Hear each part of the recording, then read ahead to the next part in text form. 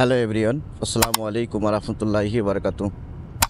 যারা নতুন বাইক চালানো শিখেছেন এবং নতুন বাইক কিনবেন বলে ভাবছেন, তাদের জন্য এই ভিডিওটা অনেক ইনফরমেটিভ হতে চলেছে এবং কিছু টিপস আসলে তাদের সাথে শেয়ার করব।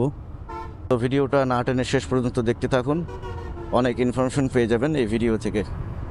আর ভিডিওটা যদি একটু ভালো লাগে তাহলে একটা লাইক, একটা শেয়ার এবং সাবস্ক্রাইব করে আমাদের পাশে থাকবেন, এই শুভকামনায়। অলরেডি যারা বাইক চালানো শিখেছেন বা শিখতেছেন, তারা হয়তো ভাবতেছেন যে আসলে একটা নতুন বাইক কিনবো, কিন্তু এই বাইকটা কেনার আগে আসলে কি কি দেখা উচিত সেইটাই আজকে আপনাদের সাথে শেয়ার করব। ধরেন আপনি মাত্র বাইক চালানো শিখেছেন, অথবা আপনার আসলে একটা কাজের ক্ষেত্রে বা কর্মক্ষেত্রে যে কোনো ফ্যামিলির ব্যাপারেও আপনার একটা বাইক প্রয়োজন। তো সেই ক্ষেত্রে আসলে একটা বাইক কেনার আগে কি কি দেখা প্রয়োজন সেটাই আজকে আপনাদের সাথে এই ভিডিওতে তুলে ধরবো। তো প্রথম যে জিনিসটা সেটা হচ্ছে যে আপনার বাজেট তো অবশ্যই থাকবে। বাজেট হয়তো আপনি R15 বা আরও হায়ার সেগমেন্টের বাইকও কিনতে পারেন। তো সেই ক্ষেত্রে বাইক কেনার আগে আসলে কিছু জিনিস দেখা উচিত। যেমন আপনি যদি নতুন বাইক চালানো শিখেন, অর্থাৎ মাত্র শিখছেন, এখনও ড্রাইভিং লাইসেন্স হয় নাই, তো সেই ক্ষেত্রে আমার সাজেশন থাকবে যে আসলে আপনি একটা সেকেন্ড হ্যান্ড মার্কেট থেকে একটা বাইক কেনার। কারণ আসলে টুকটাক যদি আপনার হাতটাকে সেট করতে হয় পুরোপুরিভাবে, তো সেক্ষেত্রে একটা সেকেন্ড হ্যান্ড বাইক কেনাই আপনার জন্য উত্তম হবে। কারণ হচ্ছে রাস্তায় চলতে গেলে আসলে টুকটাক কিন্তু বাইক আপনার লাগবেই। অর্থাৎ একটু ঘষা লাগতে পারে, রিক্সার সাথে লেগে যেতে পারে, বিভিন্ন সমস্যা হইতেই পারে আর কি। অর্থাৎ একেবারে সদ্য নতুন যারা বাইক চালানো শিখতেছেন আর কি, তাদের জন্য কিন্তু বলতেছে আর কি, যে তাদের জন্য একটা সেকেন্ড হ্যান্ড বাইক কেনা উচিত। কারণ আপনি দামেও কম পাবেন এবং বাইকটা যদি কোনো রকম স্ক্র্যাচ হয় বা টাচ লাগে পড়ে যায়, সেক্ষেত্রে কিন্তু আপনার খরচ অনেকটা কমবে। এবং এটা যখন আপনি রিসেল করবেন, তখনও কিন্তু এটার আসলে আপনার যে টাকাটা দিয়ে আপনি বাইকটা কিনছেন, খুব একটা বেশি কিন্তু লস হবে না আর কি। তো প্রথম ছিল এইটাই। এবং আপনি যদি নতুন বাইক কেনেন তাতেও কোনো সমস্যা নাই, যদি আপনি ভালো হাত সেট আপ করতে পারেন, সেই ক্ষেত্রে আসলে আপনার নতুন বাইক কিনতেই পারেন, এটা নিয়েও কোনো কথা নাই। তবে বাইকটা কেনার আগে আপনার বাজেটটা আসলে নির্ধারণ করা উচিত, যে আপনি কোন সেগমেন্টের বাইক বা কী ধরনের বাইক আপনি রাইড করতে ভালোবাসেন। অনেকে আছে আসলে যারা স্টার্টিং বাইক চালানো শিখে, তাদের আমি দেখছি যে স্পোর্টস সেগমেন্টের বাইকগুলো আসলে কিন্তু বেশি পছন্দ করে ইয়ং জেনারেশনরা। তো একটা স্পোর্টস সেগমেন্টের বাইক, যেমন ধরেন হচ্ছে আপনার সুজুকি GSX-R, অথবা আপনার হচ্ছে R15, কিংবা আপনার যে TVS-এরও বেশ কিছু বাইক বেরিয়েছে, এছাড়া আপনার CF মোটো, এছাড়া হচ্ছে ইয়ামারও কিছু বাইক আছে এখন নতুন। তো এই বাইকগুলো আসলে কিন্তু এখন বেশ প্রাইসটা অনেক হাই, কারণ ডলার এবং অন্যান্য ভ্যাট ট্যাক্স মিলেই অনেক টাকা আসলে পড়ে যায়।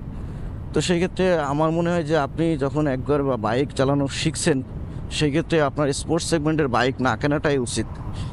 এগুলোতে আসলে মেনটেন্যান্স কস্ট যেমন বেশি, তেমন হচ্ছে আপনার খরচও বেশি। সো একেবারে পুরোপুরি যখন ড্রাইভিং লাইসেন্স বা অন্যান্য জিনিসগুলো আপনার কমপ্লিট হয়ে যাবে, তখন আপনি আসলে স্পোর্টস সেগমেন্টের বাইক নিতে পারবেন, সমস্যা নাই। তবে নেকেড স্পোর্টস বাইক আপনার জন্য এই মুহূর্তে বেটার হবে, কারণ টোটাল হাত সেট আপ করা, রাস্তায় চালানো বা আপনার হাইওয়েতে রাইড করা, বেশ কিছু বিষয় আছে যেগুলো আপনার আসলে সব কিছু মিলিয়ে একটা সেকেন্ড হ্যান্ড মার্কেট থেকে অনেক শোরুম আছে, সেখান থেকে যদি আপনি বাইকটা পারচেস করেন, সেক্ষেত্রে আপনার টাকাও সেভিংস হবে, প্লাস হচ্ছে আপনার অল ওভার মোটামুটি বাইকটা চালানো একেবারে ফুলফিল কমপ্লিট হবে। তো যাই হোক, এতক্ষণ তো আসলে প্রথম ক্যাটাগরি যে বাইকের বাজেট এবং কী ধরনের বাইক আপনি নির্ণয় করবেন, যারা একেবারে শুরু থেকেই চালানো শিখেছেন তাদের ক্ষেত্রে। আর যারা পুরাতন আছেন তাদের ক্ষেত্রে তো আলাদা, তাদের যেটা ইচ্ছা বা পছন্দ সেটা সেইভাবেই নিতে পারবেন। তো নতুন যারা বাইক চালানো শিখছেন তাদের প্রতি একটা রিকোয়েস্ট থাকবে, সেটা হচ্ছে আপনার এই যে বাইকের লুকিং গ্লাসটা, এইটা আপনার কিন্তু খুব সতর্কভাবে দেখতে হবে, দুইটাই লেফট এবং রাইট। যদি আপনি হাইওয়েতে রাইড করেন তো অবশ্যই এটা 10 সেকেন্ড পর পর কিন্তু আপনার এটা দেখা উচিত, কারণ আপনার ডাইনে কী গাড়ি আছে, বামে কী আছে এবং রাস্তার কন্ডিশন সব কিছু মিলিয়ে কিন্তু আপনার গাড়িটা রাইড করা উচিত। এবং প্রাথমিক অবস্থায় আপনি 50 থেকে 60 বা 70 এর বেশি বাইক রাইড করবেন না, কারণ কন্ট্রোলিংয়ের একটা ব্যাপার আছে। পুরাপুরি যখন আপনার বাইকটা একবারে আপনার হাতের নাগালে চলে আসবে, তো কন্ট্রোলিংয়ের মধ্যে চলে আসবে, তখন আপনি স্পিডে চালাইতে পারবেন।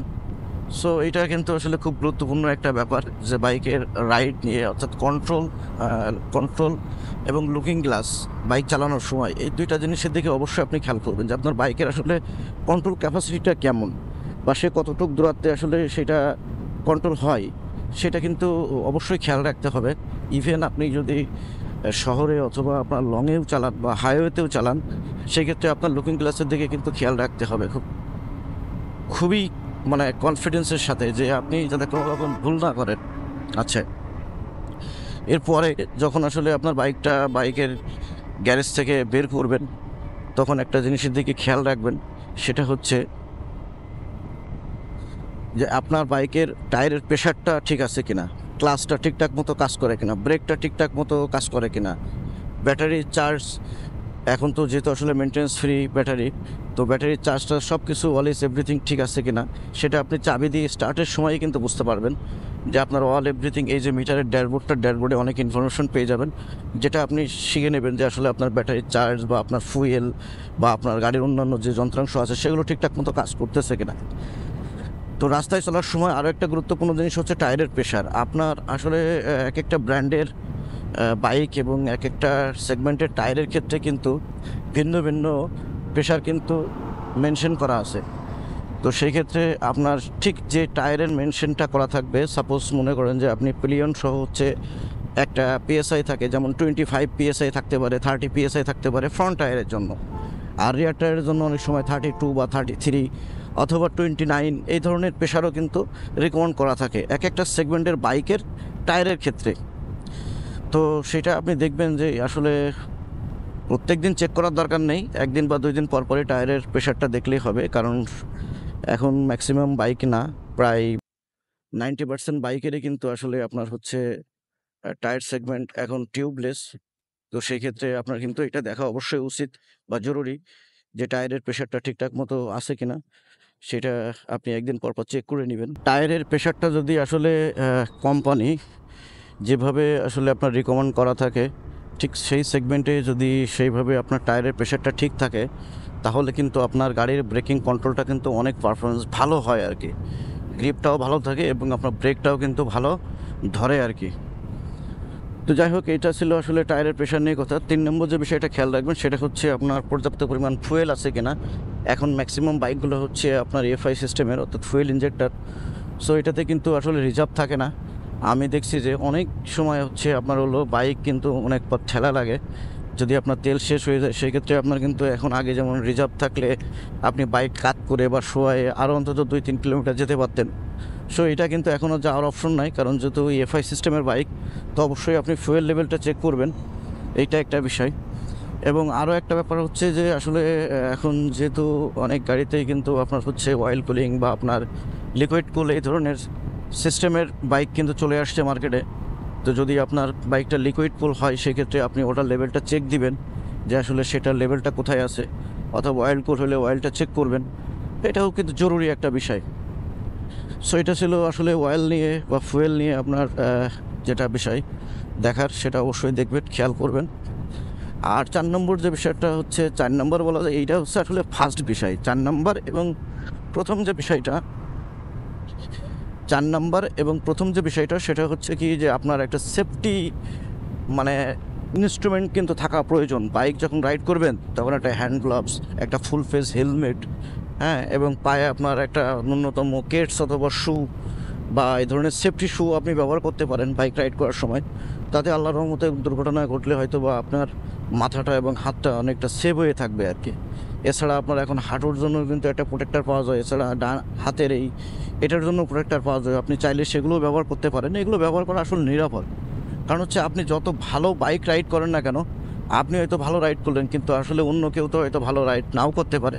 তো সেই ক্ষেত্রে দুর্ঘটনা ঘটার সম্ভাবনা কিন্তু একটা থেকেই যায়। সো এটা কিন্তু খুবই খেয়াল রাখবেন যে অন্তত মিনিমাম একটা ফুল ফেস হেলমেট এবং আপনার হ্যান্ড গ্লাভস অথবা আপনার একটা সেফটি শু এই ধরনের ইনস্ট্রুমেন্ট মানে ব্যবহার করা উচিত বাইক রাইডের সময়। তাহলে আল্লাহর রহমতে আপনি হয়তো কিছুটা সেফ থাকলেও থাকতে পারেন।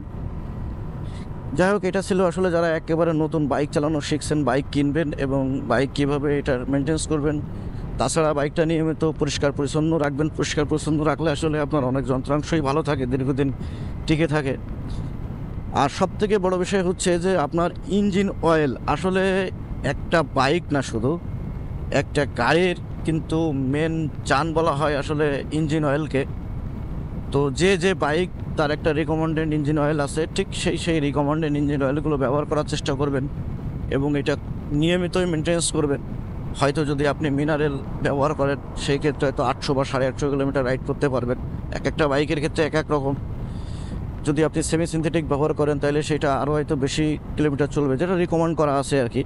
বা সিনথেটিক যদি ব্যবহার করেন সেটাও কিন্তু রিকমেন্ড করা আছে যে কত কিলোমিটার পরে আপনি আসলে এই ইঞ্জিন অয়েলটা চেঞ্জ করবেন।